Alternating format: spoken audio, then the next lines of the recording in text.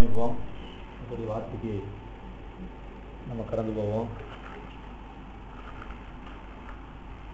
விசுவாசத்தை குறித்து கடந்த சில நாட்களாக அவங்க மத்தியில் பேசிட்டு வரோம். அதே விசுவாசத்தை பயன்படுத்தி நம்முடைய வாழ்க்கையில் விசுவாசத்தை பயன்படுத்தி சில காரியங்களை நம்முடைய வாழ்க்கையில் சில காரியங்களை செய்யணும். ஒரு காரியம் சொல்கிறேன், கேளுங்க. ஒரு காரியம் சொல்கிறேன். வெள்ளம் வருமுன் நம்ம என்ன செய்யணும்? நம்ம அப்போ வெள்ளம் வந்த பிறகு நம்ம என்ன செய்யணும் அவசியம் இல்லை. சரி, நல்லா கவனிச்சோம். சும்மா அந்த கதை கேட்குற மாதிரி கேட்கக்கூடாது. நான் சொல்கிறது ஒரு காரியத்தை தான் சொல்ல வரேன். அதை மனசில் பயன்படுத்தி ஒரு வார்த்தை கேட்டாலும் அந்த வார்த்தையை கரெக்டாக கேட்கணும். ஒரு வார்த்தையை மனசில் கேட்டாலும் அறுக்கமாட்டான் எடுக்கலாம் 58 ரூபான்னு ஒரு பழமொழி இல்லையா? சென்னையில் போய் நான் சொன்னதுக்கு அவன் சொன்னால் ஏங்க பழைய பழமொழி சொல்லுங்க, புதுசாக சொல்லுங்க. சரி சொல்லிக்கூடியா அப்படின்னு. 73 பாக்கெட்டில் 72 பேனா. அதுபோல் 72 பேனா நமக்கு என்ன செய்ய தேவையில்லை. இருக்கிற ஒரு பேனாவை எழுதிட்டு போகலாம். புரியுதுங்களா? ஒரு வசனம் போதுங்க ஒரு கிறிஸ்தவனுக்கு. இவ்வளோ வசனம் தேவையே கிடையாது என்னை பொறுத்தளவு. என்ன பிரியா நான் சொல்றது புரியுதா புரியலையா? ஒரு வசனத்தை விசுவாசிச்சுட்டு அதை செயல்பட ஆரம்பிச்சா இந்த எல்லா மெசேஜும் அவுட்டு. புரியுதா? நான் சேலஞ்சு பண்ணேன் எல்லாத்தையும் பேர். வேறு ஒரு வார்த்தை சொன்னேன். அன்றைக்கி வாசிப்பேன் அந்த வசனத்தை. மனிதனால் அது ஒன்றும் இல்லைங்கிற என்னை விசுவாசிக்கிறனால கூடாதது. இது ஒரு சாதாரண வசனம், நிப்பாட்டிடும். இதுக்கு மேலே வசனம் தேவையில்லைங்கிறேன். இதை விசுவாசாவே நம்ம எல்லாமே முடிஞ்சு போச்சே. நான் சொல்றது புரியுதா? எதுக்கு 108 வசனம் உனக்கு நான் கேட்குறேன். இந்த ஒரு வசனத்தை விசுவாசிக்க முடியல உனக்கு எதுக்கு 78 நாள் பிரசங்க உனக்கு எதுக்கு நான் கேட்குறேன். 15 வருஷமா ஏன் நீ கோயிலுக்கு வர நான் கேட்குறேன். நான் என்ன பிரியா இவங்கெல்லாம் படிக்கல, நீ கொஞ்சம் படிச்சிருக்கிற, சிந்திச்சு பாரு. ஒரு வசனம் போயினா எல்லாம் போய், எல்லாமே போயினா கத்தர் போய், ஒன்றுமே தேவையில்லை. அவ்வளோ. அப்போ அது உண்மைன்னா அதை நீயே நம்பக்கூடாது. அவர் ஏன் போய் சொல்லணும்? அவர் என்ன அவசரம், என்ன அவசியம்? நான் என் பொண்டாட்டிக்கு பயந்துட்டு போய் சொல்லலாம், என்னை விட்டு போயிடுவா. சில எல்லா பொண்டாட்டியும் எல்லா புருஷனாட்டி உண்மை சொல்லலாம் இல்லை. 1000 காரணம். என்ன இப்போ அந்த அம்மா இருக்குது, நெஞ்சு வச்சுனா சொல்லாது. ஏன்னா வீட்டுக்காரன் செய்வாரான், கஷ்டப்படுவான். அவரும் அப்படிதான். அது உயிரே போனால் சொல்ல மாட்டார். ஏன் தெரியுமா? பொண்டாட்டி கஷ்டப்படுவான். இப்படிதான் 2 பேருக்கு சாவு நடக்க போகுது கட்சியில். சரி, இப்போ நான் என்ன சொல்ல வரேன் அப்படின்னா, சில உண்மைகளை நம்ம சொல்றது இல்லைன்னா சில நன்மைக்காக சொல்லாமல் இருக்கலாம். சிலர் பயந்துட்டு சொல்லாமல் இருக்கலாம். பயந்துக்கிட்டு சொல்லாமல் இருக்கலாம். இதை இவ்வளோ நேரம் அஜான் இருக்கிறாங்க. புரியுதா? அவங்க வீடுகார கேட்டாருன்னா எதுக்கு ஞாயிற்றுக்கிழமை ஆரம்பம் பண்ண பார்த்தாதா அப்படின்னு கேட்பாங்க. அப்போ அதுக்கு சில காரியங்கள் சொல்கிறோம். அப்போ நம்முடைய சுயநலத்துக்காக சில காரியங்களுக்காக நம்ம என்ன செய்யறோம்? நம்ம போய் சொல்கிறோம். கர்த்தர் ஏன் போய் சொல்லணும்னு கேட்குறேன். தேவையில்லையே. அவருக்கு என்ன அவசரம்? உங்கள்கிட்ட என்ன காரியம் ஆகணும்? உங்கள்கிட்ட என்ன பயம் அவருக்கு? அவர் தலையை வாங்கிட போகிறோமா? நம்ம அவர் தலையை நம்ம வாங்க போகிறது கிடையாது. ஆக ஒரு பொய் உரைக்க தேவையே கிடையாது. இதை விட இன்னொன்று சொல்லியிருக்கிறேன். அவர் வாயிலேருந்து ஒரு பொய் வந்துடுச்சுன்னா, அவர் வாயிலேருந்து யார் ஃபோன் பண்ண வர சொன்னாங்களா? வர சொன்னாங்களான்னு நீ அண்ணா செல்லில் ஏறி டோல் கட்டு போயிடுங்க. என்ன சொல்லிட்டு இருந்தாங்க? அவர் வாயிலிருந்து ஒரு வார்த்தை வந்துருச்சுன்னா, குதிரைக்கு 4 கால் 5 கால்னு வந்துருச்சுன்னா, அங்கே போய் பார்க்க போய் என்ன வந்துடும்? அவர் சொல்லி முடிக்கிறதுக்குள்ள 5 கால் வந்துடும். அப்போ அது என்ன ஆகலை? பொய் ஆகலை. நல்ல விளையுங்க. அப்போ பொய் ஆகலை. அப்போ கடவுளால் எப்படி பார்க்க போனாலும் பொய் சொல்ல முடியாது. எனக்கு இந்த ப்ரூஃப் எல்லாம் தேவையில்லைங்க.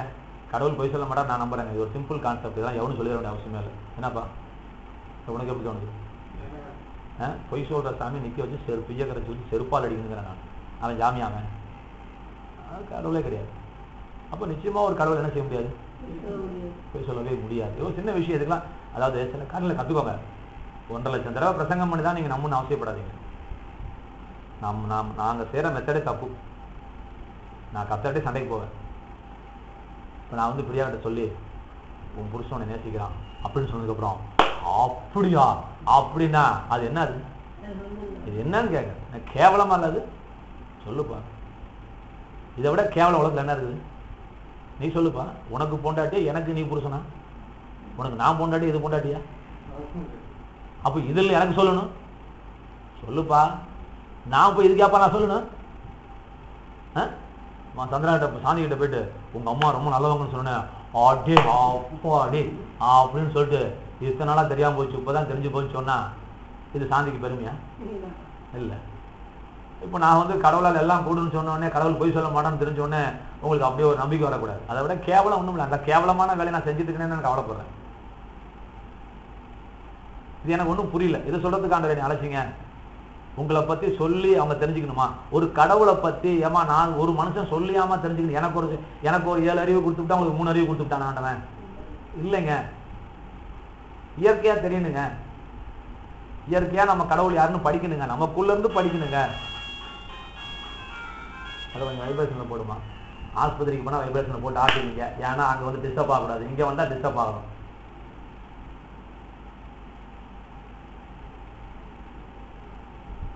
கவனி என்ன சொன்ன? அது என்ன சொன்ன?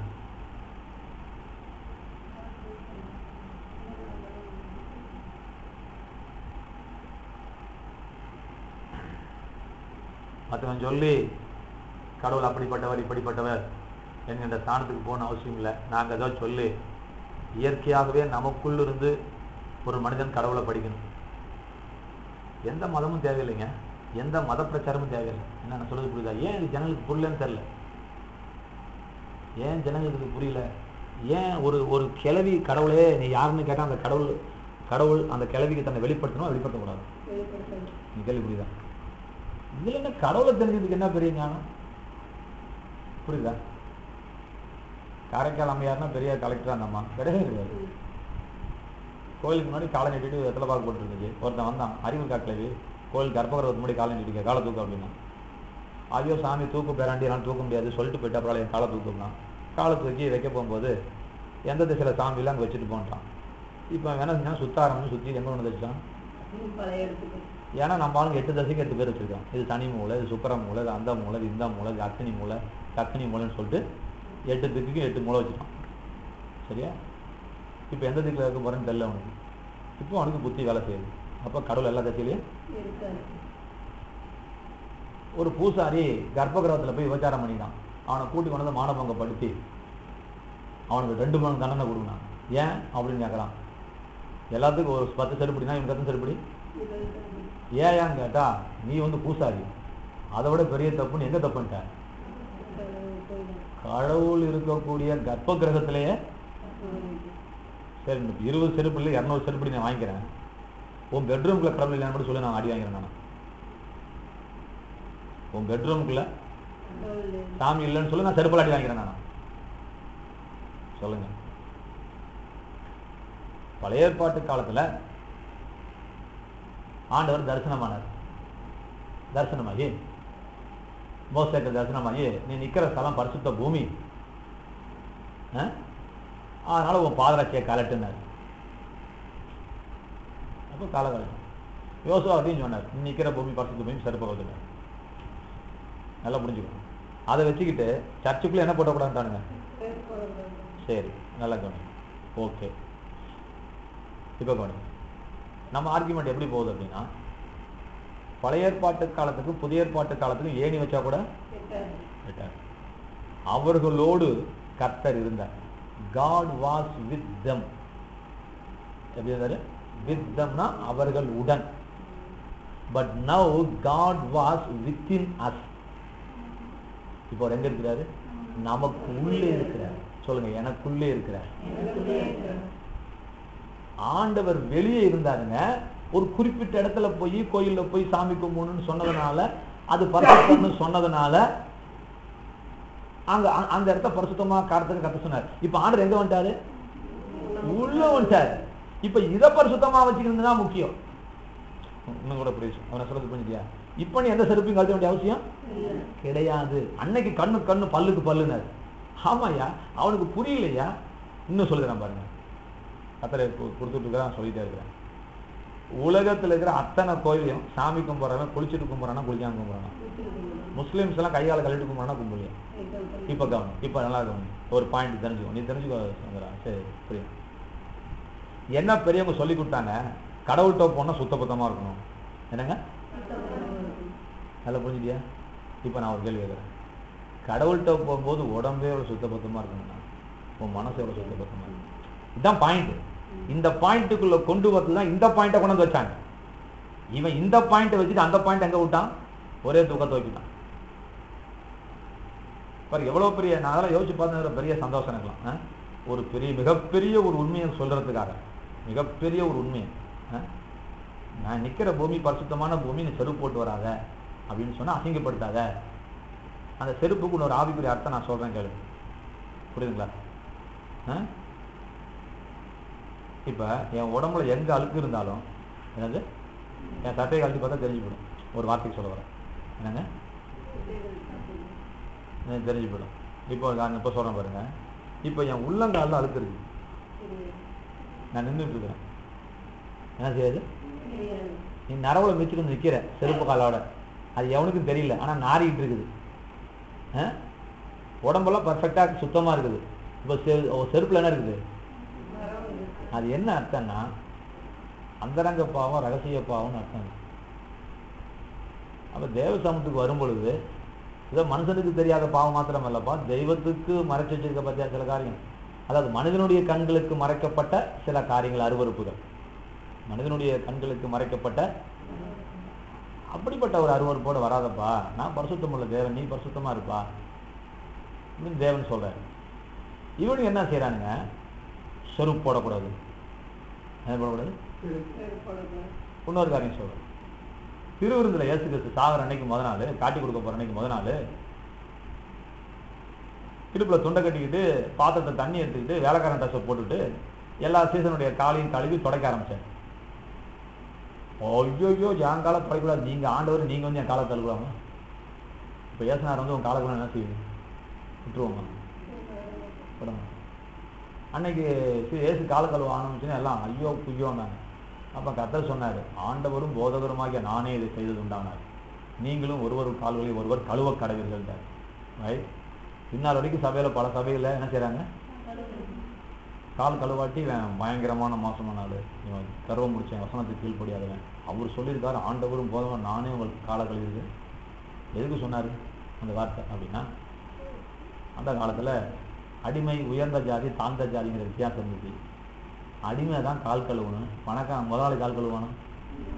அடிமை தான் முதலாளி வீட்டுக்கு வந்தால் காலை கழுவணும், அந்த காலத்துக்கு சிஸ்டம் ரைட்டா. இப்போ நம்ம பாசு சொல்ல போகிறோமே, வேலைக்காரன் தட்டை நீ, வேலைக்காரன் தின்ன தட்டை நீ கழுவணும், என்னது இதை செய்யுங்கன்னு சொன்னார். இவன் வேலைக்காரன் தின்ன தட்டை கழுவு ரெடியாக இருக்கிறான். எதுக்காக சொல்ல வந்தாரு அதை புரிஞ்சுக்கும். நான் பெரியவன், நீ பெரியவன், நான் தான் உயர்ந்தவன், நீ தான் தாழ்ந்தவன் அப்படிங்கிற அந்த கான்செப்டுக்குள்ள வரக்கூடாது. எல்லாரும் சமம். கடவுளுக்குள்ள உயர்வு தாழ்வு கிடையாது, பணக்காரன் ஏழன் கிடையாது, வெள்ளை கருப்பன்னு கிடையாது, ஜாதி மத வேதாந்த வித்தியாசம் கிடையாது. இந்த கருத்தோட நீ இருக்கணும். நான் எல்லாத்தையும் சமமாக பார்க்குறேன். நீயும் உன் வீட்டு வேலைக்காரனையும் உன் வீட்டு அடிமையும் உன் பிள்ளையை நீ எப்படி பார்க்குறியோ அப்படி தான் பார்க்கணும். நீ பெரிய கோடீஸ்வரனா இருந்தாலும் தேவ சமூகத்துக்கு வரும்போது ஒரு அடிமை உன் பக்கத்தில் வந்து உட்காரும் பொழுது அவனை தேவனுடைய பிள்ளையா நீ பார்க்கணும். தானே கான்செப்ட். இதை விட்டானுங்க, கால கழுவ ரெடியா இருக்கிறான், இன்னும் ஜாதி வித்தியாசம் விடாம இருக்கிறான், இன்னும் ஜாதி வித்தியாசம் பார்த்துக்கிட்டு இருக்கிறான். எங்க எங்க சபைகளுக்கு. அப்ப பாருங்க அர்த்தம் என்ன ஆயிடுச்சு இன்னைக்கு அப்படின்னா, அனர்த்தமாக்கப்பட்டு விட்டது. அர்த்தத்துக்கு எதிர்பார்த்த என்னது, அனர்த்தம். புரியுதுங்களா? அப்ப அர்த்தம் அனர்த்தமாக மாறிவிட்டது. ஏதோ ஒரு காரியத்துக்கு ஒன்று தேவன் சொல்ல போய் அது ஏதோ ஒரு காரியத்துக்கு இன்டர்பிரட் பண்ண போய் இப்படி எப்படியோ போயிடுச்சு. சரி, நான் எங்கேயோ இருக்கு, நான் எங்கேயோ போயிட்டேன். அது போலதான் நான் பாயிண்ட் காட்டு. அதான் வார்த்தையை கேட்டீங்கன்னா அதை கரெக்டாக கேளுங்க. ஒரு வார்த்தை கேட்டாலும் அப்படியே நச்சுன்னு போய் பசுமரத்தாணி போல அப்படியே கபால்னு படிக்கணும். கடவுளை பற்றி நாங்கள் பிரசங்கம் பண்ணி கிடையாது. நீங்கள் சொல்லலாம், நீங்கள் கடவுளை பற்றி என்ன செய்யணும், நீங்கள் சொல்லணும். நான் பிரசங்கம் பண்ணி கற்றுக்கிற வரைக்கும் நீங்கள் முட்டாள்னு அர்த்தம். அது வந்து உண்மையிலே கேவலம்னு அர்த்தம். அந்த கேவலத்துக்கு நானும் பங்காளியாக இருக்கிறேன். நான் ஒவ்வொரு நாளும் அடிக்கடி சொல்லி ஆண்டவர், ஆண்டவர் மன்னிச்சிருங்க, நீங்கள் புருஷன், நீங்களாம் யார் ஆண்டவருக்கு பொண்டாட்டி. ஒரு புருஷனை பற்றி ஒரு பொண்டாட்டிக்கிட்ட நான் சொல்கிறேன், ஆண்டவரே நான் செய்தது தப்பு, நீங்கள் மன்னிச்சுக்கோங்க. நான் எத்தனையோ நாள் கேட்டுக்கிறேன். ஒரு சபையில் பேசும்போது நான் பயந்து தான் பேசுகிறேன். ஏன்னா நீங்கள் ஆண்டவருக்கு யார் பாருங்க. நான் போய் ஒரு பொண்டாட்டிக்கிட்ட போய் உன் புருஷன் எப்படிப்பட்டவன் தெரியுமா அப்படின்னு நான் சொல்கிறேங்க. இது யாருக்கு கேவலம்? கொண்டாடி கேவலம். யாருக்கு கேவலம்? சரி, இருந்தாலும் சொல்லிக் கொடுக்கணும். இது ஆண்டவருடைய காரியமாயிருக்கு. இது ஒன்றை பிடிச்சிட்டு நீங்கள் அப்படியே 10 எடுக்கணும். நீங்கள் ஒன்றை தெரிஞ்சுக்கிட்டு அது வந்து என்ன செய்யணும்? நீங்கள் 10 எடுக்கணும். சரி, இப்போ ஒரு காரியம் சொல்கிறேன் பாருங்க. வெள்ளம் வரும்னு என்ன செய்யணும்? நம்ம வெள்ளம் வந்த பிறகு அணை கட்டினா சரி. இப்போ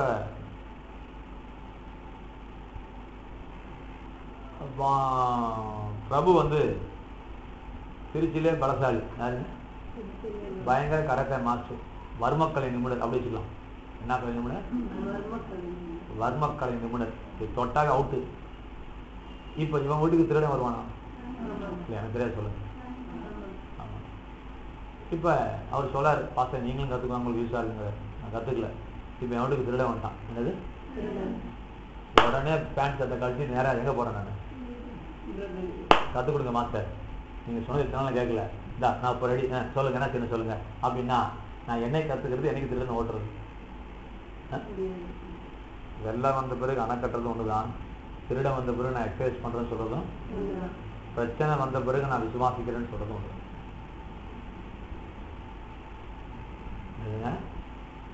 பிரச்சனை வந்த பின்பு இது ஒரு ஃபார்முலா குறையா எழுதிக்க குறையா?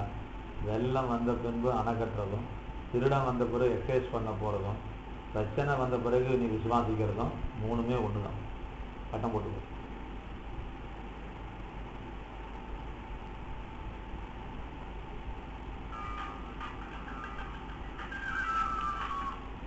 ஹலோ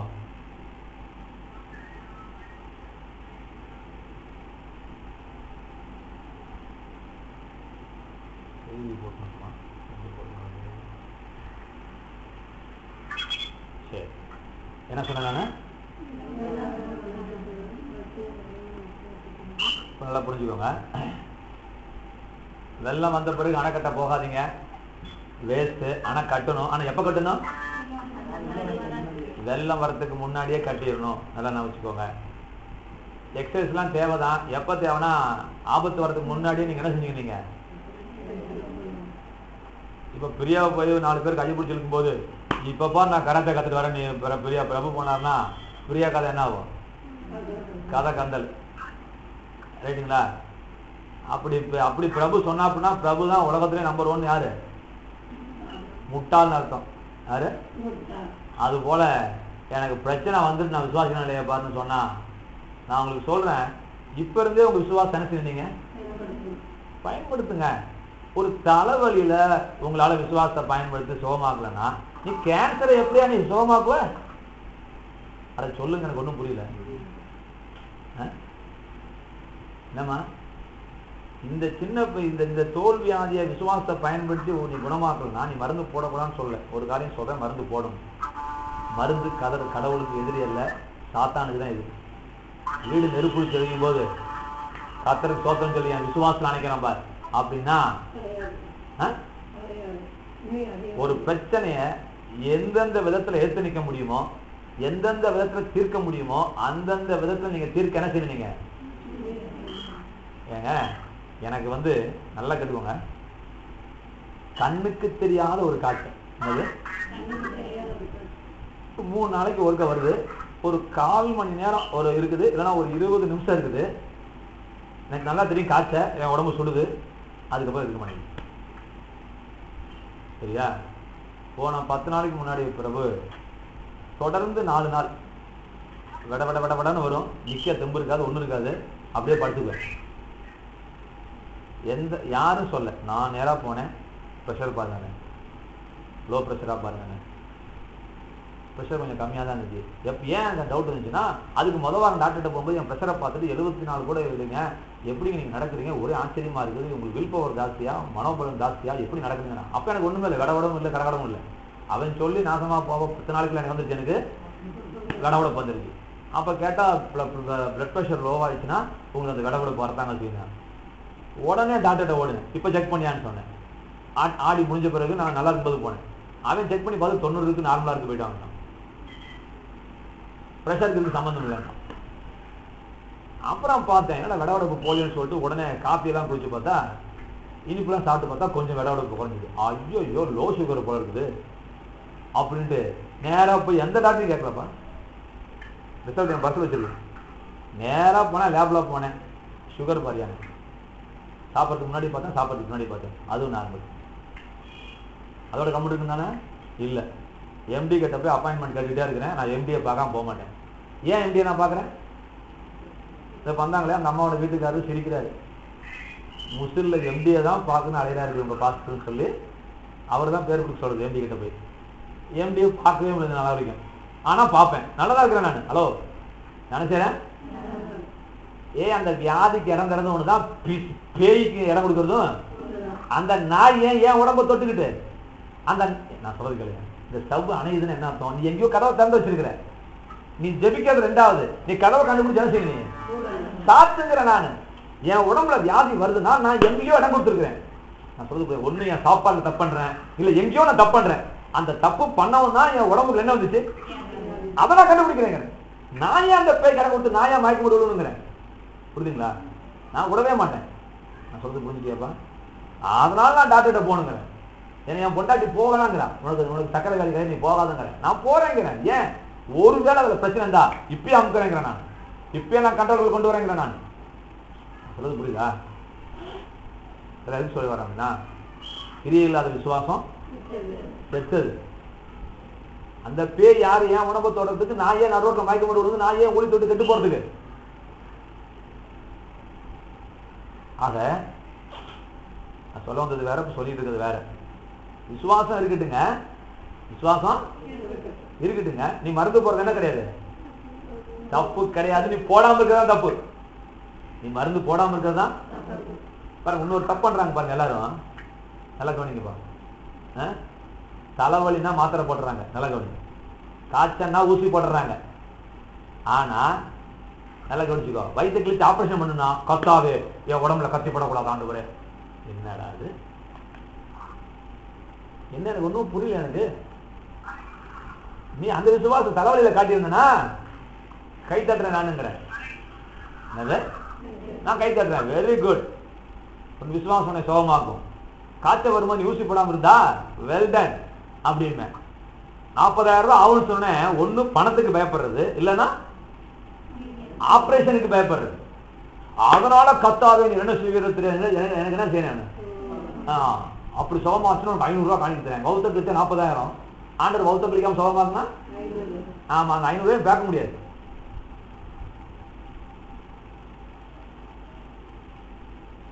கவனிச்சிங்களா? இப்போ நான் என்ன சொல்ல வரேன், இல்லை நானே எழுதி வச்சு முசல் கூட பிரசங்கம் பண்ணலாம். இதெல்லாம் மிக மிக உபயோகமான சில காரியங்கள். இந்த பாயிண்ட்ல எழுதி நான் நோட்ஸ் எழுதி வச்சிருக்கேனே, அதெல்லாம் நாளைக்கு நான் போய் முசல் சொல்லணும். அதனால வியாதியை நீங்க எடுத்து நில்லுங்க. வியாதியை நீங்க எடுத்து நில்லுங்க. அதை எவ்வளவு சீக்கிரம் பறக்க முடியுமோ. உலகத்திலே இது வரைக்கும் மருந்து இல்லைனா கூட உனக்கு வந்துருச்சு இல்லை, இப்போ அதுக்கு மருந்து இருந்தே ஆகும். என்னது? ஆமா, நீ உடம்புக்கு வெங்காயம் சாப்பிட்டா கூட அந்த மருந்து அந்த இந்த புண்ணு என்ன செய்யலாம், ஒரு வார்த்தைக்கு ஆடலாம்.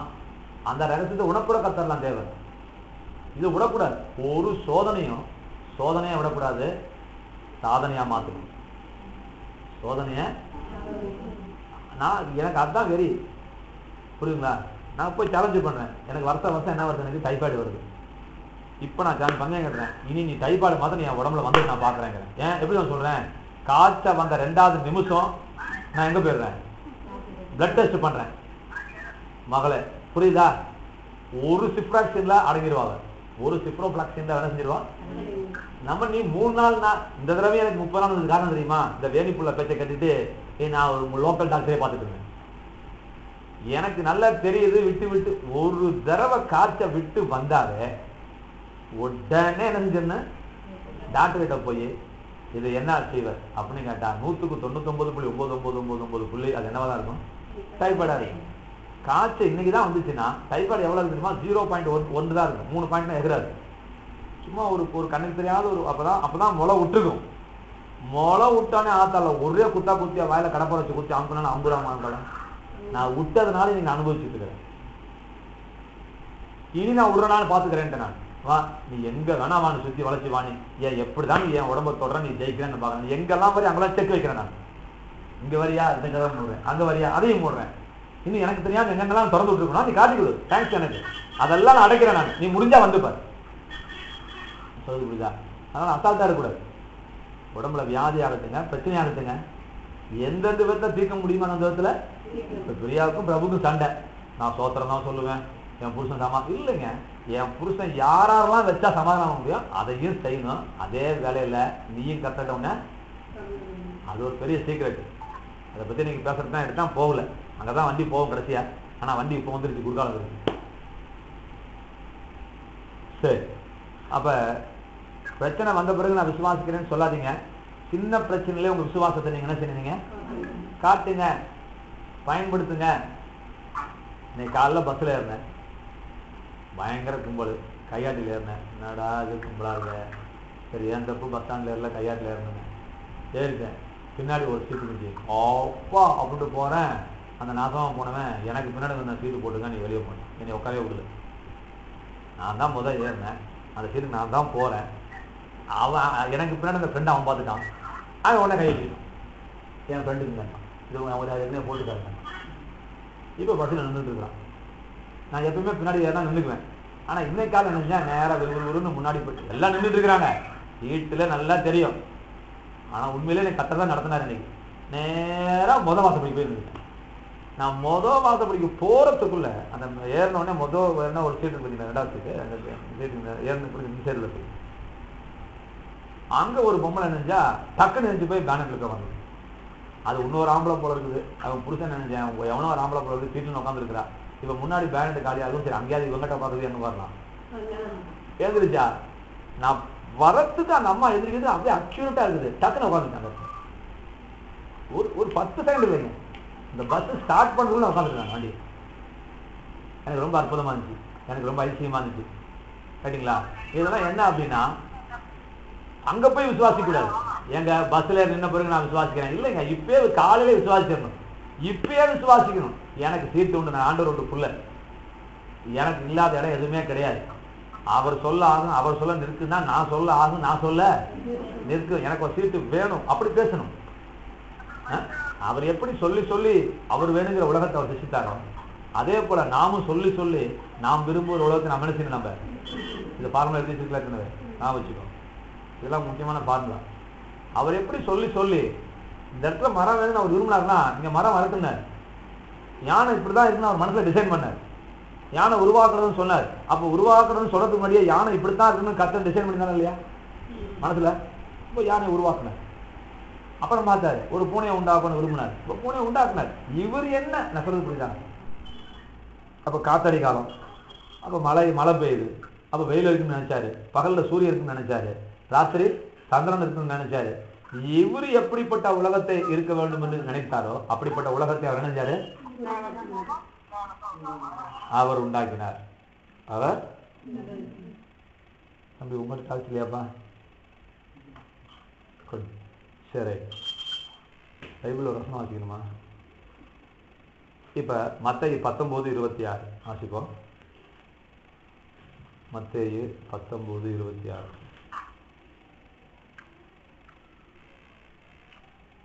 இயேசு அவர்களை பார்த்து, மனுஷனால் இது கூடாததுதான், தேவனால் எல்லாம் கூடும் என்றார். எல்லாம் சொல்லுங்க, தேவனால் எல்லாம் கூடும். மறுபடியும் சொல்றேன், இது சினிமா பாட்டு கேட்கற மாதிரி கேட்டுறாதீங்க. தேவனால், அப்ப தேவனால் எல்லாம் கூடும்னா என்ன அர்த்தம் சொல்லுங்க? இல்ல இந்த வருஷத்துல அர்த்தம் சொல்லுங்க, அப்புறம் அடுத்த வருஷம் போவோம். நீ மார்க் 9:23 எடுத்து வச்சுக்கோ. முதல்ல சொல்லுங்க, தேவனால் எல்லாம் கூடும். நான் மறுபடியும் சொல்றேன், 98 அருவா தேவையில்லை.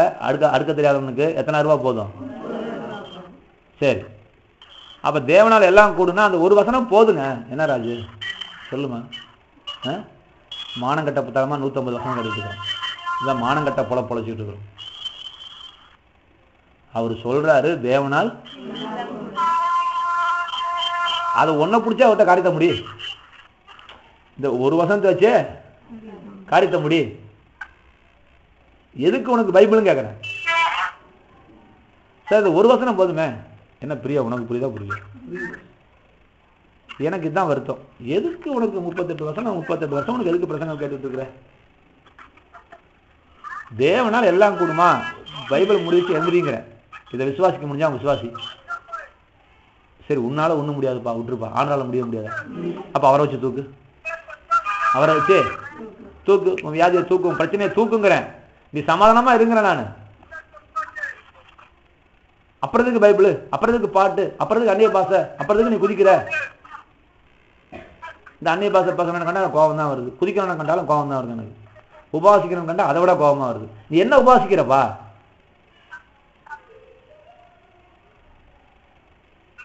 தேவையில்லாத காரியம் செய்ய ரெடியா இருக்கிறாங்க, தேவையானதை செய்ய ரெடியா இல்லை.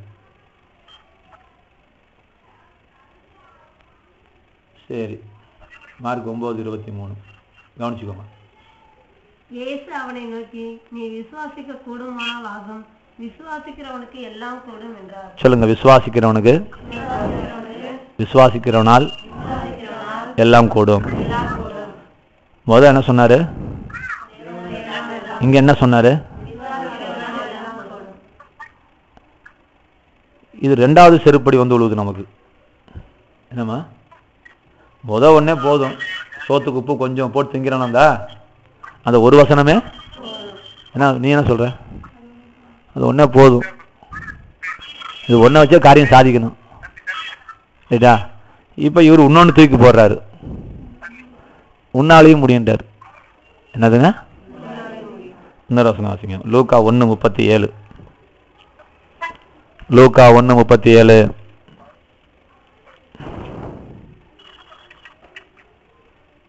தேவனால் கூடாத காரியம் ஒன்றுமில்லை என்றார். மத்தேயு 14:20 எடுத்துக்கோ. இப்பெல்லாம் சொல்லுங்க, தேவனால் தேவனால் தேவனால் கூடாத காரியம் ஒன்றுமில்லை. இந்த ஒரு வசனம் கூட நமக்கு போதும். எல்லாம் ஒரே அர்த்தம் தான், மாத்தி மாத்தி சொல்றாரு. என்னது? புரியுதா?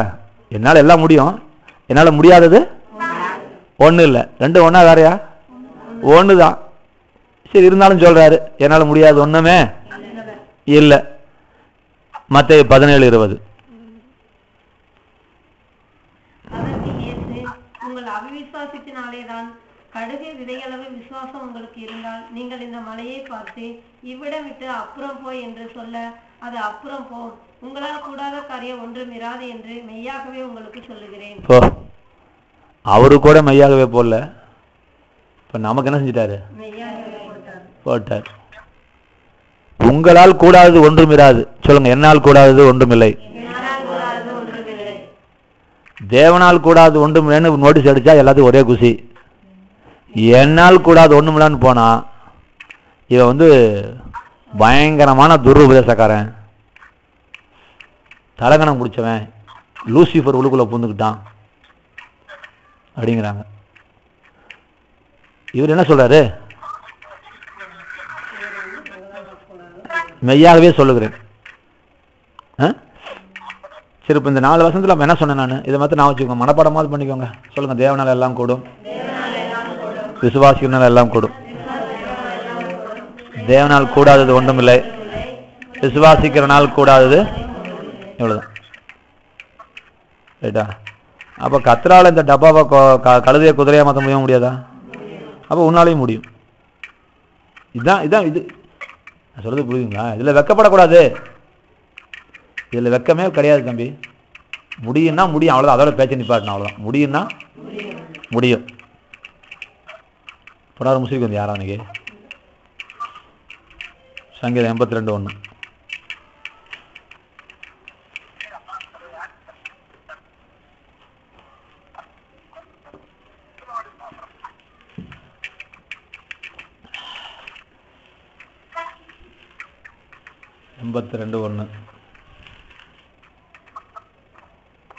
தேவ சபையில் தேவன் எழுந்தருளி இருக்கிறார், தேவர்களின் நடுவிலே அவர் நியாயம் விசாரிக்கிறார். 6. நீங்கள் தேவர்கள் என்றும் நீங்கள் எல்லோரும் உன்னதமானவரின் மக்கள் என்றும் நான் சொல்லியிருந்தேன் என்று நான் சொல்லியிருந்தேன். சரியா? இப்ப யோவான் 10 நடுங்க பார்க்கலாம்.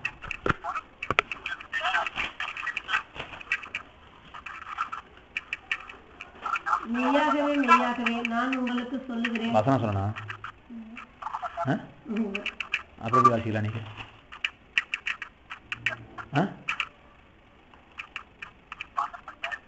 ஏமா எப்படி நீயே வாசிக்கலாம்? எனக்கு ஒன்றும் புரியல. எதுக்கு இந்த வசனம் சொன்னேன் நான்?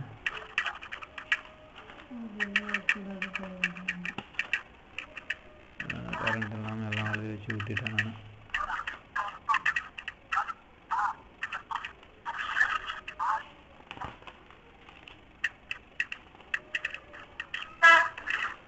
சரி, அங்கே என்ன சொல்கிறார் ஆண்டவர்னா, நான் கான்செப்ட் சொல்லிடுறேன், அதுக்குள்ள நான் எடுத்துறேன் நான். அங்கே என்ன ஆண்டவர் சொல்கிறாரு அப்படின்னா, இயேசுக்கிட்ட போய் ஒருத்தன் சொன்னான், இயேசுனார் வந்து தன்னை தேவகுமார்னு சொன்னார். என்ன சொன்னார்? தேவகுமார்னு சொன்ன உடனே நீ வந்து தேவதூஷணம் சொல்லிவிட்ட, நீ தேவதூஷணம் சொல்லிட்ட, நீ எப்படி வந்து நீ தேவனுடைய குமாரன் நீ சொல்லலாம் அப்படின்னு வம்பு கொண்டானுங்க எல்லாரும் போய். அப்போ கர்த்தர் சொன்னார், சரிதாப்பா நீ சொன்னதெல்லாம் நான் ஒத்துக்கிறேன், உங்கள் பைபிளில் என்னப்பா சொல்லியிருக்கு அதை சொல்லுங்கப்பான்னாரு. என்ன சொல்லியிருக்கு அப்படின்னு சொன்னால் நல்லா புரிஞ்சுக்கோங்க. என்ன அதில் சொல்லியிருக்காரு ஆண்டவர் அப்படின்னு சொன்னால், தேவ வசனத்தை பெற்றுக்கொண்டவர்கள் தேவனுடைய புத்திரர்கள் என்று நான் உங்களுக்கு சொல்லவில்லையான்னு கேட்டார். நான் உங்களுக்கு சொல்லலையாப்பா? அதுதான் இவ்வளோ நேரம் கண்டுபிடிக்கிறேன், நானும் புக்கே தொலைவிட்டு இருக்கிறேன். வாசி. தேவ வசனத்தை பெற்றுக்கொண்டவர்களை தேவர்கள் என்று அவர் சொல்லி இருக்க வேத வாக்கியமும் தவறாததா இருக்க இருக்க இருக்க அடுத்த வாசி. பிதாவினால் பரிசுத்தமாக்கப்பட்டும் உலகத்தில் அனுப்பப்பட்டும் இருக்கிற நான் என்னை தேவனுடைய குமாரன் என்று சொன்னதினாலே தேவ தூசணம் சொன்னா என்று நீங்கள் சொல்லலாமோ? கவனிச்சிங்களா? தேவனுடைய 35 மறுபடியும் வாசிங்க. தேவ வசனத்தை பெற்றுக்கொண்டவர்களை தேவர்கள் என்று அவர்கள் சொல்லி இருக்க. என்னது தேவர்கள் என்று? கரெக்டா வாசி, எனக்கு கடுப்புக்கு கிடக்கிறத. தேவர்கள் என்று அவர் சொல்லி இருக்க. எதுக்கு அவர்கள் அவர்களுடைய?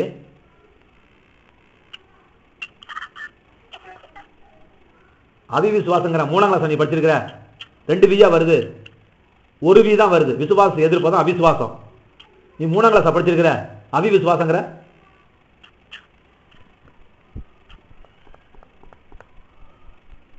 அவருக்கும் அவர்களுக்கு வித்தியாசம் இல்லை உனக்கு? மறுபடியும் வாசி.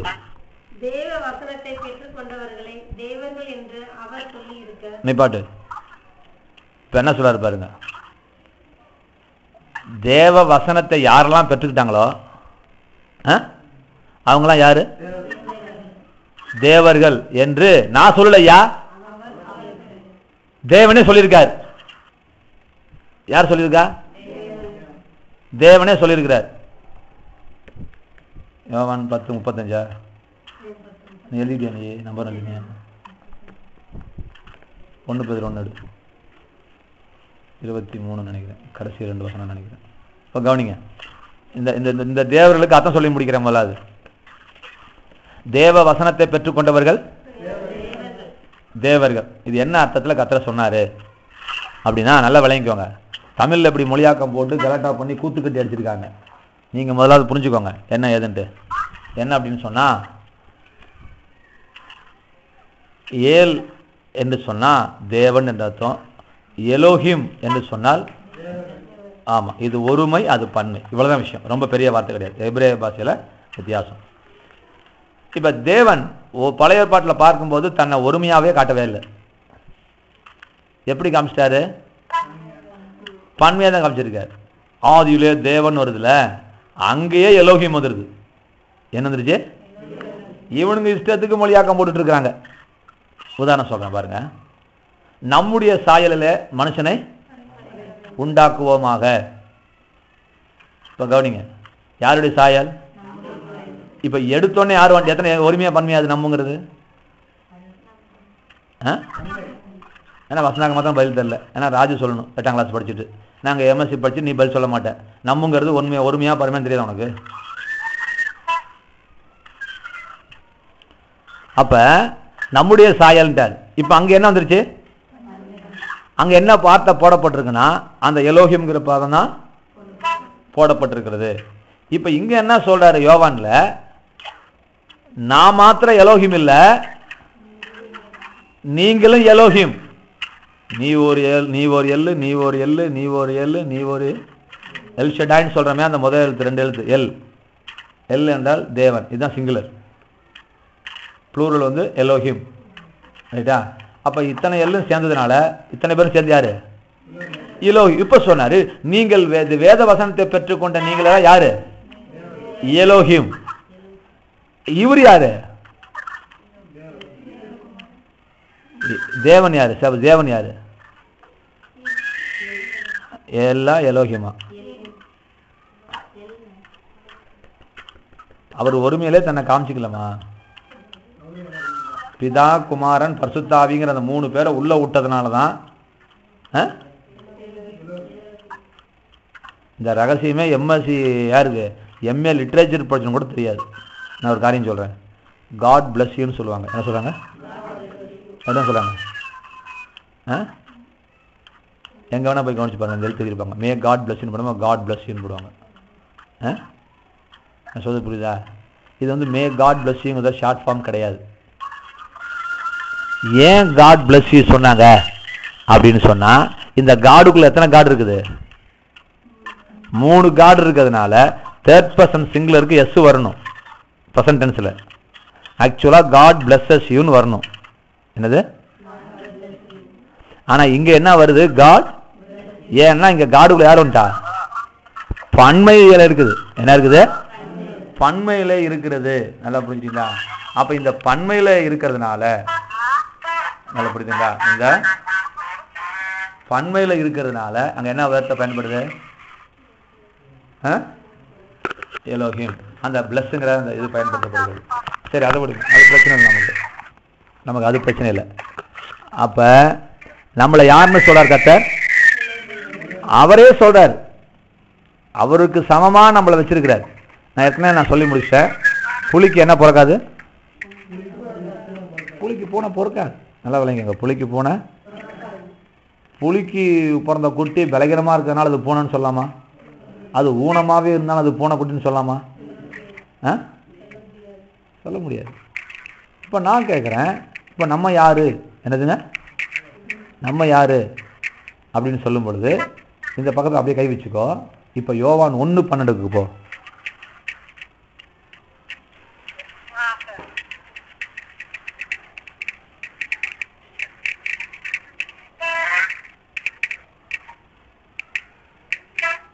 அவருடைய நாமத்தின் மேல் விசுவாசம் உள்ளவர்களாய் அவரை ஏற்றுக்கொண்டவர்கள் எத்தனை பேர்களோ அத்தனை பேர்களும் தேவனுடைய பிள்ளைகளாகும்படி அவர்களுக்கு அதிகாரம் கொடுத்தார்.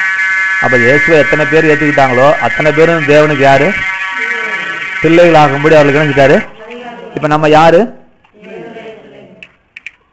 யாருடைய பிள்ளைங்க? இப்ப நான் கேட்கிறேன், பிரியா நீ யாரோட பிள்ளை? இல்ல உலக பிராரமா சொல்லு.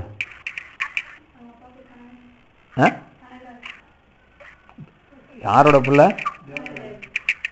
யாரோட பிள்ளை? உங்க அப்பா பேர் என்ன? நான் உங்க அப்பா பேரை கேட்கல. நீ யாரோட பிள்ளை? பதில் சொல்லு, கரெக்டா சொல்லு. சரீர பிரகாரம் தான் கேட்கிறேன், லூசுத்தனா பேசாத. உங்க அப்பா பத்தி சொல்லு. அத சொல்லு. கனகராஜ் நிப்பாட்டாத. கனகராஜோட பொண்ணுன்னு சொல்லு. கனகராஜ் பொண்ணுங்கிறது இலக்கண பிள்ளை. கனகராஜோட பொண்ணுங்க தான் கரெக்டான இலக்கணம். நீ யாரோட பொண்ணு? கனகராஜோட பொண்ணு. கனகராஜோட பொண்ணுன்னா என்ன அர்த்தம்? என்ன அர்த்தம் சொல்லுமா? கனகராஜுக்கு நீ பிறந்திருக்கிறன்னு அர்த்தம். சரியா தப்பா? இப்ப தேவனுடைய புள்ளனா நீ யாருக்கு பிறந்த? இது சின்ன விஷயம் தான், அதை கண்டுக்கணும். சும்மா தேவனுடைய பிள்ளைன்னு கத்த சொல்லல. தேவனுடைய பிள்ளைனா சும்மா தேவனுடைய பிள்ளைன்னு சொல்லல. அப்ப உனக்கு அப்பா யாருன்னு கேட்கிறாரு. உனக்கு அப்பா யாரு? நீ யாரால பிறந்த? இப்ப அடுத்த வசனத்தை வாசிங்க. அவர்கள் இரத்தத்தினாலாவது மாம்ச சித்தத்தினாலாவது புருஷருடைய சித்தத்தினாலாவது பிறவாமல் தேவனாலே பிறந்தவர்கள்.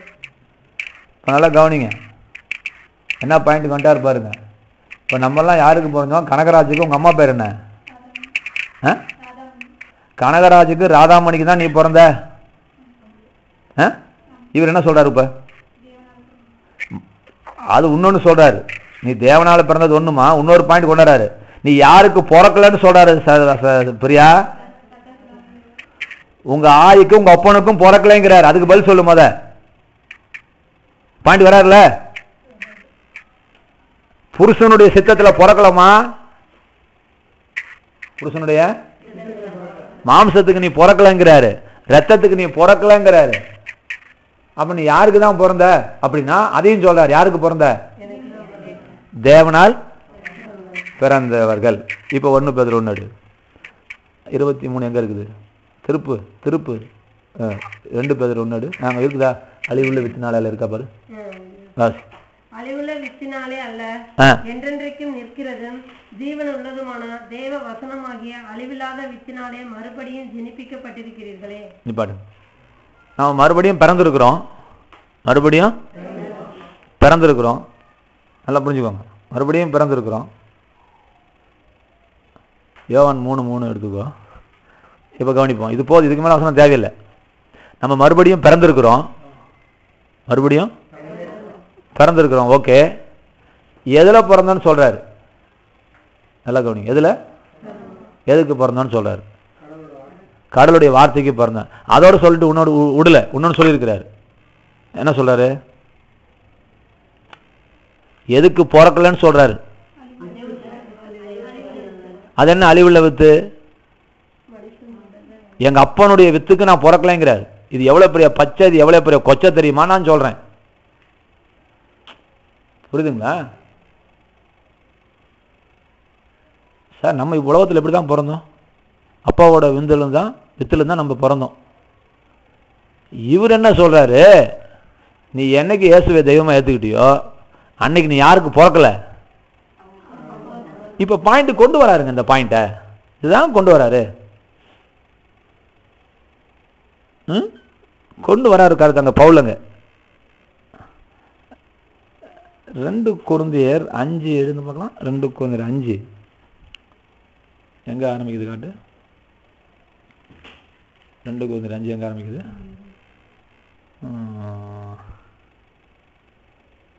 2 கொரிந்தியர் 6 இங்க இருக்குதா? விடு காட்டு. இந்த இடத்துல காட்டு வலிச்சுதா? இந்த இடத்துல அப்படி இல்லை. இந்த ரைட் சைடில் லெஃப்டில்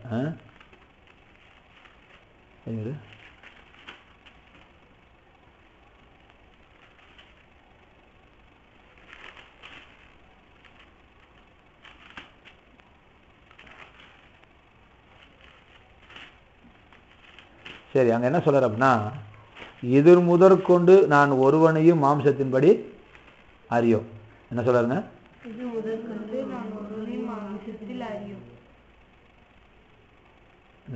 இதுதான் கரெக்டாக 2 கொஞ்சம் 5 தான் சொன்னேன் நான். இந்த இடத்த பாருங்க. சரி வாசி. ஆகையால் இது முதற்கொண்டு நாங்கள் ஒருவனையும் மாமிசத்தின்படி அறியோம். நிப்பாட்டுங்க. அப்ப என்ன சொல்றாரு பாருங்க ஆண்டவர். ஒருத்தனையும் நான் எப்படி பார்க்கல? மாம்சத்தின்படி நான் பார்க்கல. நான் மாம்சத்தின்படி பார்க்கல அப்படிங்கிறார் அவர். இது நான் வச்சுங்க. ஒருவனையும் நான் மாம்சத்தின்படி பார்க்கல. சரி, ஒருவனையும் நான் மாம்சத்தின்படி பார்க்கல அப்படிங்கிறார். என்ன அர்த்தம்? மாம்சத்தின்படி பார்க்கல அப்படின்னு என்ன அர்த்தம்? ஒருவனையும் அப்படின்னு என்ன அர்த்தம்? சரி, அடுத்தது வாசிங்க. அந்த லைன் படிச்சு முடிங்க சொல்றேன். நாங்கள் கிறிஸ்துவையே மாமிசத்தின்படி அறிந்திருந்தாலும் இனி ஒருபோதும் அவரை மாமிசத்தின்படி அறியோம். பார்த்துக்கோங்க என்ன பாயிண்ட் வரன்னு கவனிச்சுக்கோ. அப்ப நான் ஒருத்தனையும் நான் யாருன்னு பார்க்கல. எங்க அம்மாவை கூட நான் அம்மாவா பார்க்கல, எங்க அப்பாவை கூட நான் அப்பாவா பார்க்கல. நல்லா கவனிங்க. அப்படிதானம்மா? சொல்லிட்டு கிளைமேக்ஸுக்கு போறாரு. எதுக்கு அம்மா அப்பான்னு வளவலன்னு பேசிட்டு இருக்கிறீங்க? இயேசுவே நான் அப்படி பார்க்கலையா? அது என்ன? இன்னாருக்கும் பிறந்த மகன், மரியாளோட மகன், மரியாளோட யோசேப்போட மகன், யாக்கோபோட அண்ணன், இதெல்லாம் நான் பார்க்கலப்பா. எப்படி பாயிண்ட் கொண்டு வர பாருங்களேன். பெரிய பாயிண்ட் எல்லாம் நல்ல ஸ்டாண்டர்டுக்குள்ள வந்தால் தான் புரியும், நமக்கு புரியும், செயல்படுத்த முடியும். இன்னும் அடுத்த பாயிண்ட் வராரு பாருங்க. காரணம் சொல்றாரு. இப்படி இருக்க ஒருவன் கிறிஸ்துவுக்குள் இருந்தால் புது சிருஷ்டியாய் இருக்கிறான். ஒரு ஆமென் சொல்லுங்களேன். ஆசிங்க. பழையவைகள் ஒளிந்து போயின, எல்லாம் புதிதாயின. ஒரு ஆமென் சொல்லுங்களேன். இருமா, இப்போ கவனிங்க. நான் ஞானஸ்நானம் எடுத்தனால என் கை மாறல, என் கால் மாறல, என் சரீரம் மாறல, ஒண்ணுமே மாறல. ஆனா இவர் சொல்றாரு எல்லாமே மாறிடுச்சு. எதெல்லாம் புதுசாச்சான்? எல்லாமே புதுசாச்சான். எப்படின்னா நல்லா கவனிங்க. மனிதன் எப்படி ஆவி ஆத்மா சரீரத்தோடு உண்டாக்கப்பட்டிருக்கிறான். இந்த ஆவி எல்லாமே கம்ப்ளீட்டா 100% நேரம் மாத்திட்டாரு. அவன் தான் உண்மையான மனுஷன். அவன் மாறிட்டான். இப்ப யாரு? அதனால நான் சந்திராவா பார்க்கணுங்கிற அவசியம் இல்ல, மகாலட்சுமியா பார்க்கணுங்கிற அவசியம் இல்ல. ஒருவனையும் மாம்சத்தின்படி நான் பார்க்க மாட்டேன். மாம்சத்தின்படி நான் பார்க்க மாட்டேன். எப்படிதான் பார்க்க போறேன்? ஒவ்வொருத்தவங்களையும் புது சிருஷ்டியாக பார்க்கிறேன். கடவுள் உங்களை உருவாக்கி வைத்திருக்கிறார். உங்களை புதுவிதமாய் ஆண்டவர் உண்டாக்கி இருக்கிறார். இந்த அறிவு உள்ளுக்குள்ள போனாக நீங்க வளர ஆரம்பிச்சிருவீங்க. நீங்க பழைய ஆள் அல்ல, நீங்க இப்ப புது ஆளா இருக்கிறீங்க. உங்களை எந்த சத்துருவும் மேற்கொள்ள முடியாதபடிக்கு நீங்கள் ஆவியில உயிர்ப்பிக்கப்பட்டவர்களா அல்ல, அந்த ஷேப் பண்ணப்பட்டவர்களா அல்ல, நீங்கள் சிருஷ்டிக்கப்பட்டிருக்கிறீர்கள். என்னங்க? God has not reformed mankind, but God has recreated the mankind. புரியுதுங்களா? ரீஃபார்மேஷன் வேற, ரீக்ரியேஷன் வேற. அதாவது ஏதோ இருக்கிறத சரி பண்ணி நம்மளை உருவாக்கலைங்க, நம்மளை மறுபடியும் உண்டாக்கி இருக்கிறார். அப்ப பழையவர்கள் எல்லாம் ஒளிந்து போன எல்லாம் புதிதாயின. சரி, என் பாயிண்ட் அதல்ல. இப்ப நம்ம யாருக்கு பிறந்திருக்கிறோம்? தேவனால் தேவனுடைய வசனத்துக்கு பிறந்த தேவனுடைய பிள்ளைங்க. இப்ப நான் சொல்றேன், புலிக்கு பிறந்தது என்னதான்? புலிதான். அப்ப தேவனுக்கு பிறந்தது யாரு? சிங்கள சொல்லு. தேவனுக்கு புலிக்கு பிறந்தது என்னையா? அப்படி சொல்லி. அப்ப தேவனுக்கு பிறந்தது அதான் அதோட நிப்பாட்டு. இந்த அர்த்தத்தை தான் கர்த்தர் சொல்றாரு, என்னாலும் எல்லாம் கூடும். இப்ப புரியுதா? இப்ப யோவான் 14 வாங்க. யோவான் 14 அதுலையா 12 மெய்யாகவே மெய்யாகவே நான் உங்களுக்கு சொல்லுகிறேன். எத்தனை மெய்யாகவே போட்டாரு? என்ன அர்த்தம்? மகாலட்சுமி அம்மா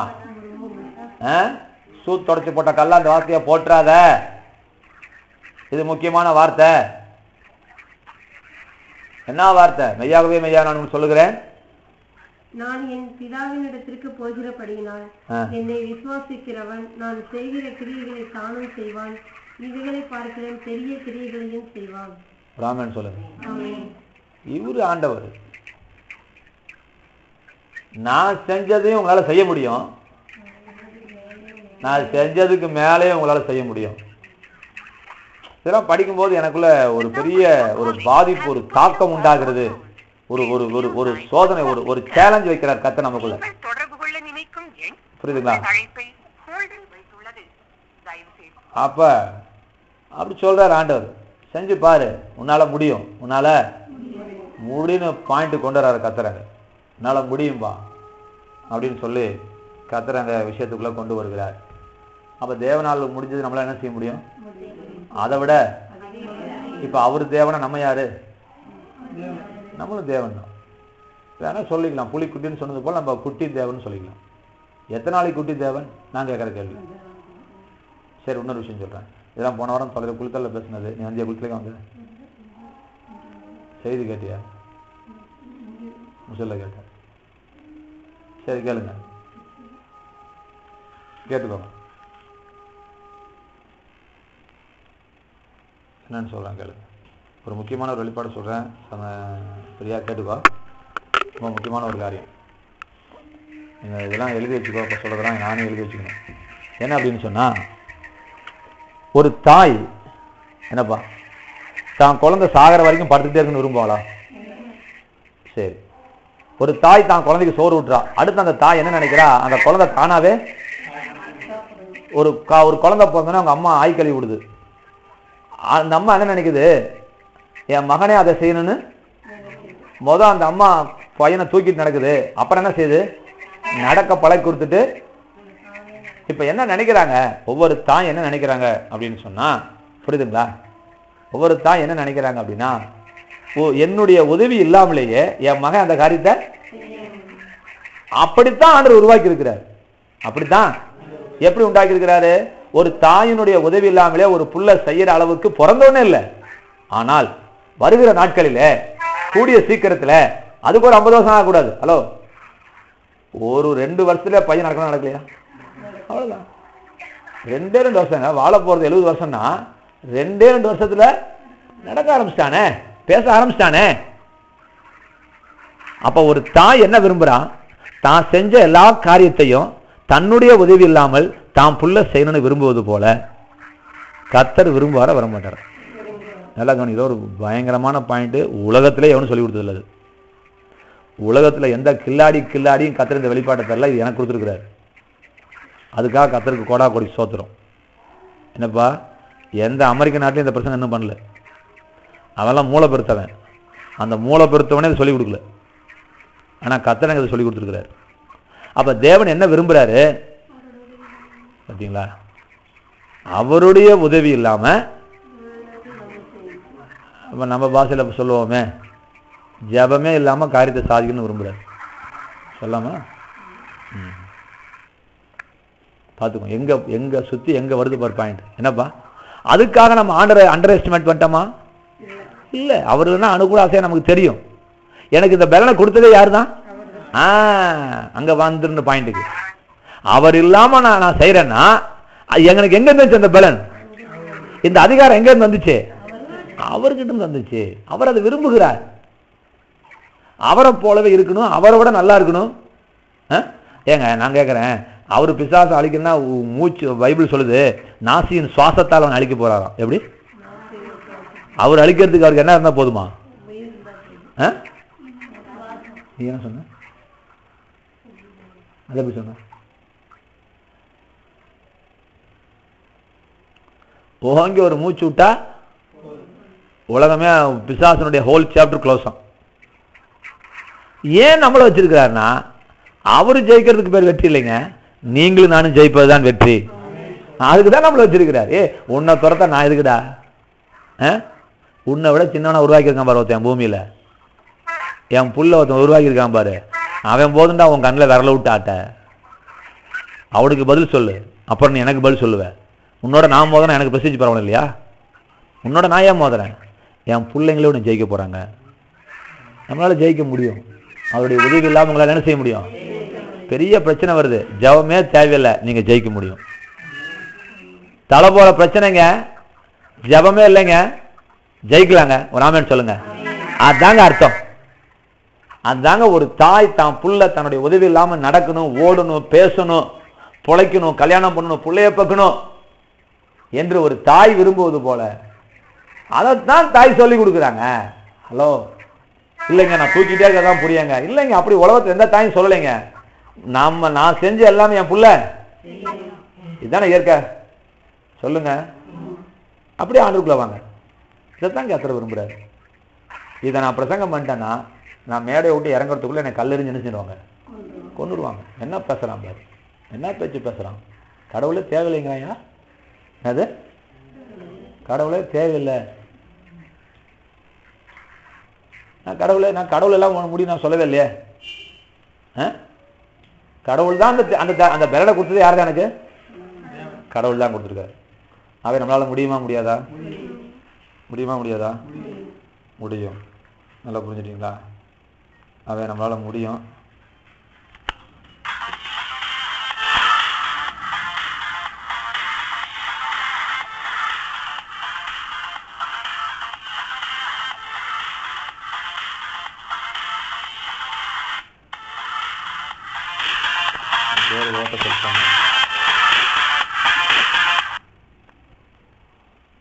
பேட்டரியா போனா தான் உயிர் வருது. சரி, ரைட். எடுத்து எல்லா வருஷம் வாசிட்டியா? ஒரு வருஷம் எந்த வாசம் இல்லை? இல்லை 3 3வது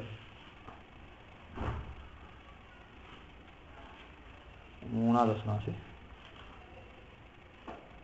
தேவையில்லை, இருந்தாலும் இயேசு அவனுக்கு பிரதியுத்தரமாக, ஒருவன் மறுபடியும் பிறவாவிட்டால் தேவனுடைய ராஜ்யத்தில் காண மாட்டான் என்று மெய்யாகவே மெய்யாகவே உனக்கு சொல்லுகிறேன் என்றார். சரி, தேவையில்லை, விட்டுருங்க. ஒரு வசனத்தினால் படத்தில் பற்றி கர்த்தர் சொல்றாரு. அது ஒரு நிமிஷம் கண்களை மூடுங்க, நம்ம ஜெபம் பண்ணலாம். சும்மா 1.5 லட்சம் வசனம் தேவையில்லைங்க. சின்ன விஷயம் இன்னைக்கு கற்றுட்டு இருக்கிறோம். தேவனுடைய விருப்பம் என்ன, தேவனுடைய திட்டம் என்ன, கர்த்தர் என்ன நினைக்கிறாரு, கர்த்தர் என்ன நினைச்சிட்டு இருக்கிறாரு, அவர் என்ன விரும்புறாரு, அந்த இடத்துக்கு நம்ம வந்துடணும். சின்ன விஷயம்தான், ஆனால் அந்த இடத்துக்கு நம்ம வர வேண்டும் என்று தேவ ஆவியானவர் விரும்புகிறார். இது இந்த வசனம் உங்களுக்குள்ள ஏதோ ஒரு செய்யணும். தேவனால் எல்லாம் கூடும், என்னாலையும் எல்லாம் தேவனால் கூடாதது, என்னால் கூடாதது. அவரை விசுவாசிக்கிற என்னால் அவர் செய்த காரியத்தையும் என்னால் செய்ய முடியும். அவர் செஞ்சதை பாருங்க, அதிகமா புலிக்கு புலி தான் பிறக்கும், பூனைக்கு பூனை தான் பிறக்கும், தேவனுக்கு தேவன் தான் பிறப்பான். நம்ம தேவனால பிறந்தவர்கள். அப்ப புலிக்குட்டிக்கு எப்படி புலியினுடைய சுபாவம் தானாய் வருகிறதோ, நான் தான் போன வாரம் கேட்டேன், ஒரு புலி தாய் புலி செத்து போனோடனே புலிக்குட்டி பூனைக்குட்டியா மாறிட போறதில்ல, இதுக்கு மரம் ஏற தெரியாம போக போறதில்ல, இதுக்கு ஒரு இறையை அடிச்சு திங்கிறதுக்கு தெரியாம போக போறது இல்ல. இதெல்லாம் எங்க இருந்து வருது? அம்மா கொடுத்தது இல்ல, ஆண்டவனே அதை கொடுத்து அனுப்புறான்.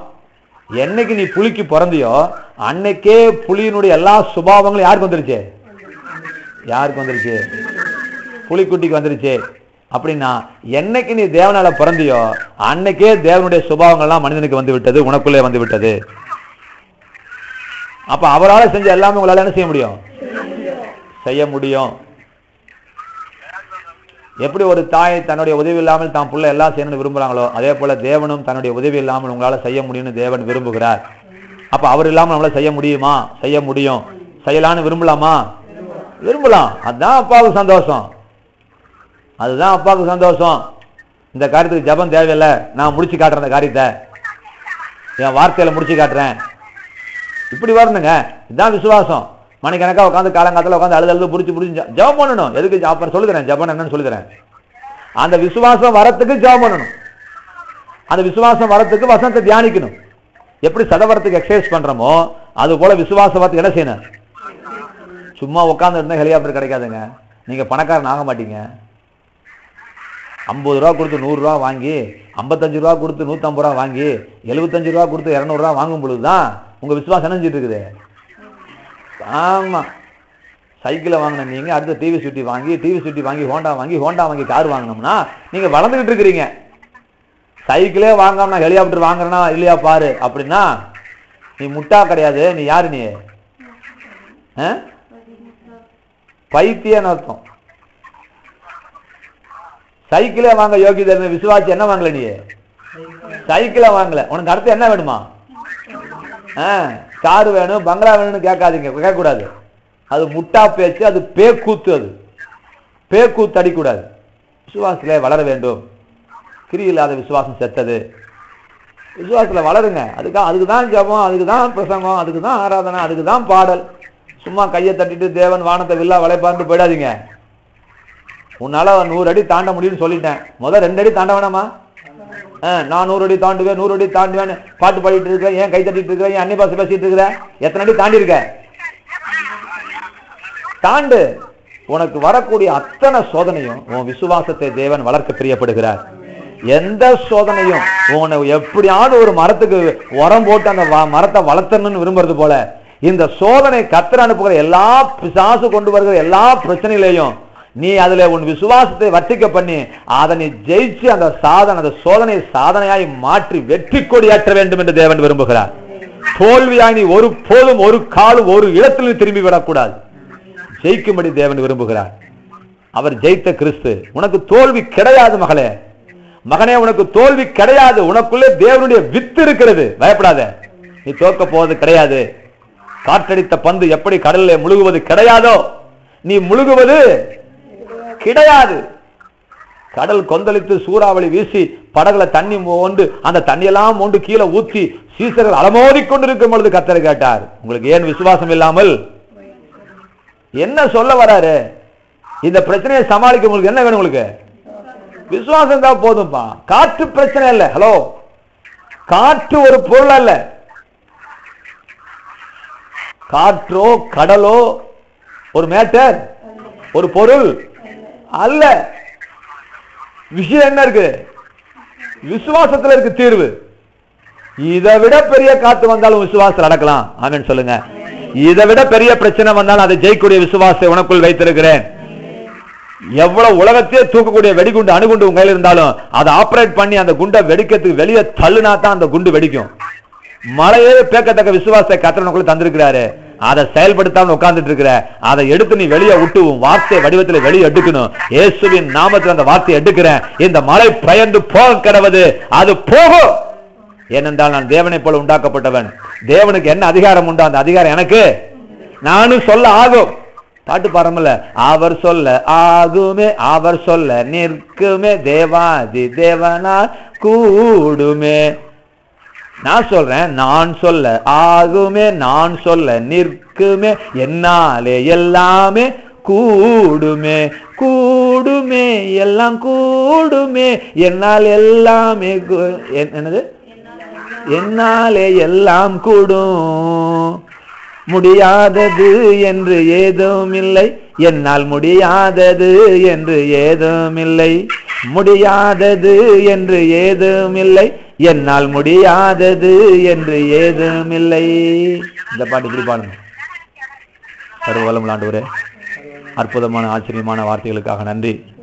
இந்த வார்த்தை எங்களை அப்படியே விட்டுறக்கூடாதுப்பா. எங்களை ஏதாவது ஒரு காரியத்தை செய்யட்டும், நாங்கள் மறுரூபப்படட்டும், நாங்கள் மாறுகிறோம் சுவாமி. உம்மை போல எங்களால மாற முடியும், உங்களை பார்த்து அதிகம் செய்ய முடியும். உங்க உதவி இல்லாம அண்ட சராசரத்தை எங்களாலேயே ஒரு உலகத்தை உண்டாக்க முடியும் ஆண்டவரே. அப்படித்தான் எங்களை உண்டாக்கி இருக்கிறீர். அதற்காக ஸ்தோத்திரம் ஆண்டவரே. அற்புதமான ஆச்சரியமான காரியங்கள் எங்கள் வாழ்க்கையில செய்தல்லும் எங்களை விசுவாசத்தை பலப்படுத்தும். வந்திருக்கிற ஒவ்வொரு பிள்ளைகளையும் ஆசீர்வதியும் இயேசுவின் நாமத்தில் ஆமென்.